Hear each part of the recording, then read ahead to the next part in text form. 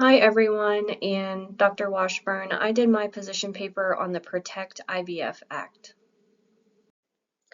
According to the World Health Organization, reproductive health is defined as a state of complete physical, mental, and social well-being, and not merely the absence of disease or infirmity, in all matters relating to the reproductive system and to its functions and processes. Reproductive health is not something that every individual experiences on their own. Reproductive interventions, specifically IVF, have been circulating for years, but have not been accessible without having to tread through the unthinkable and then some to achieve that individual's end goal. Infertility is typically a sensitive topic worldwide and represents a growing obstacle in the United States. The Protect IVF Act aims to highlight the inconsistencies in fertility treatments across the country and establish rights to these treatments for those seeking assistance. This act was introduced by Tammy Duckworth and several co-sponsors in the 119th Congress. There has been a rise in restrictive laws and legal challenges affecting individuals seeking fertility treatments, including IVF and other assisted reproductive technologies, or ARTs. These challenges include service denials, limited to no coverage for treatments, and variability from state to state. Additionally, providers face difficulties as their services often conflict with state policies despite delivering evidence-based care. These issues result in inconsistent care and restrict patient autonomy by reducing access to fertility treatments. The Protect IVF Act will aim to address the challenges by establishing federal protection for providers and guaranteeing equal access to all fertility treatments. This will also enhance patient rights as individuals, regardless of the variations. Though infertility has always been a topic of discussion, tension has been higher regarding the issue since the Supreme Court decided on Dobbs v. Jackson Women's Health Organization and the repeal of Roe v. Wade. In June of 2022, the Supreme Court ruled that the right to abortion is no longer protected by the U.S. Constitution as it had once been. This would mean that the authority to carry out an abortion would come from a decision made by the individual states. With these decisions being made and taking place, individuals' right to reproductive freedom continues to shrink with already established barriers. In February of 2024, the Alabama Supreme Court issued a ruling that stated frozen embryos were unborn children outside of a biological uterus. Frozen embryos were then willfully destroyed. Because of this, senses have been heightened regarding the constitution of IVF procedures or any fertility treatments. Fertility clinics have since shut down temporarily, and individuals are viewing these healthcare professionals and families as problematic to society. Alabama's legislature then passed another bill to provide immunity to those IVF providers in that specific state. These incidents triggered a need to view the problem on a federal level and obtain federal protection to ensure access to fertility clinics is consistent in all states. This matter has effects not only from an overall healthcare view, but also on social, economic, political, and ethical considerations and impacts. From a social standpoint, infertility affects more individuals than one may realize and is more common than not. Around 1 in every 6 individuals experiences infertility. Focusing on the adult population as a whole, that is around 17.5% of adults. Infertility is real, but state law limits access to needed treatments. It becomes important that access to fertility treatments for those in need is there. In doing so, everyone in any situation would be able to receive these treatments. Everyone includes individuals, couples including same-sex, lower-income families, and those who would otherwise be classified into a marginalized population. Economically, fertility treatments are not at all cheap. While costs for IVF and other ARTs vary by individual, there is still a significant financial burden present. Insurance companies cover only some of the treatments or none at all. There is no median. A single cycle of IVF can range anywhere from $15,000 to $25,000, with some including the cost of medications, labs, ultrasounds, and office visits, while others the total exclude all of the above. By mandating protection on a federal level and requiring some insurance coverage, the financial barriers can in turn be decreased. Looking outward, an increase in population can then influence financial stability. Providers may also experience a decrease in cost in terms of conflicting state regulations. Ethically, the Protect IVF Act provides a sense of autonomy, justice, and beneficence. The choice these individuals make for themselves will be protected as the providers are empowered to offer and provide the care without fear of legal ramifications. Justice is present in the healthcare delivery. This prioritizes access to necessary fertility services.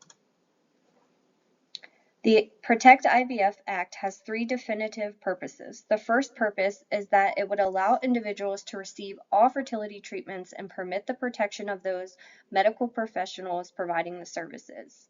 Secondly, it would give any individual in any state the right to receive fertility treatments with accepted and evidence-based medical standards.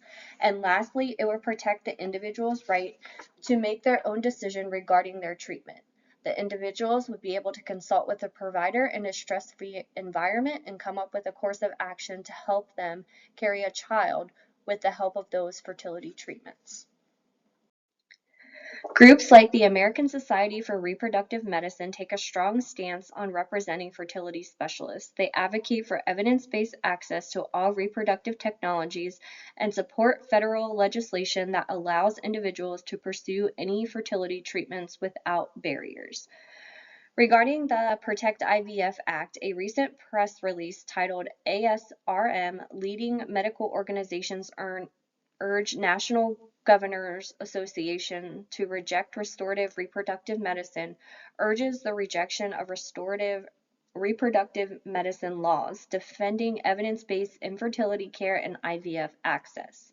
They emphasize that not using clinical standards and evidence-based fertility care could lead to outcomes unfavorable to individuals. They warn that codifying restorative reproductive medicine could pose issues for well-established treatments like IVF by requiring insurance companies to cover interventions that are not evidence-based or are known to be ineffective.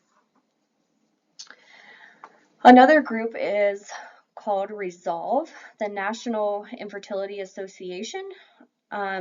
They are in favor of the bill. This is an advocacy group whose goal is to promise easier access to fertility care, insurance coverage for all treatments such as IVF, and to protect against all state restrictions. This group relies heavily on supporting fertility treatments and addressing the threats to those fertility treatments on a state level. As someone currently going through the trials and tribulations of infertility herself, I do believe that the Protect IVF Act should be passed into law. Infertility affects more people than I think is realized. It seems that these days, no matter who you are connected to in life, that other individual always has some type of connection with fertility treatments in some shape or form. It is also an area of sensitivity, as mentioned before, that I never knew the depths of until experiencing it myself. It takes a toll on one's well-being as a whole on all aspects. It is emotionally exhausting, but also exhilarating at the same time. It is socially exhausting because there are those individuals who just do not understand, without fault on them.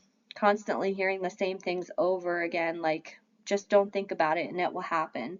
It will happen when it's supposed to happen, or what is meant to be will be. Hearing that all the time definitely wears on me. It is like you are stuck in a constant cycle of stress, relief, hopelessness, waiting, sadness, happiness, and then repeat all again.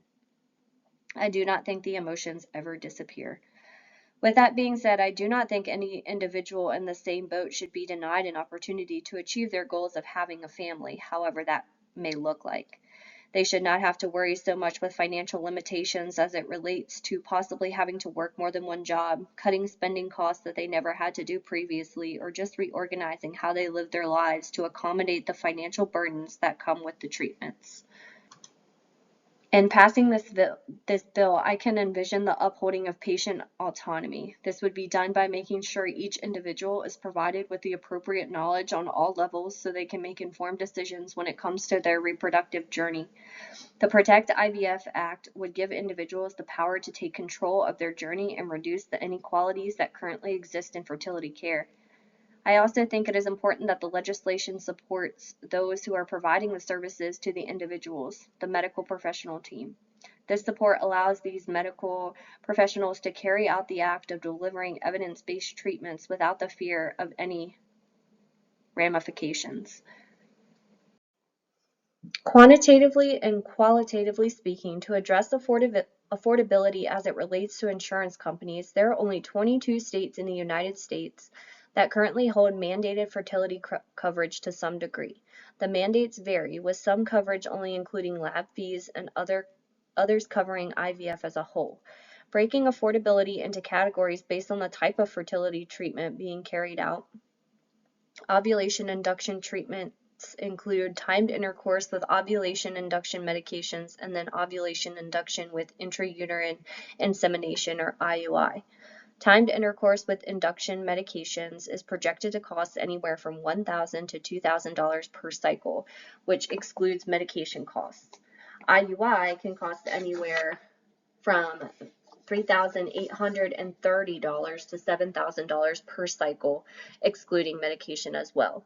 A base IVF cycle with no medications can range from $12,000 to $18,000 per cycle.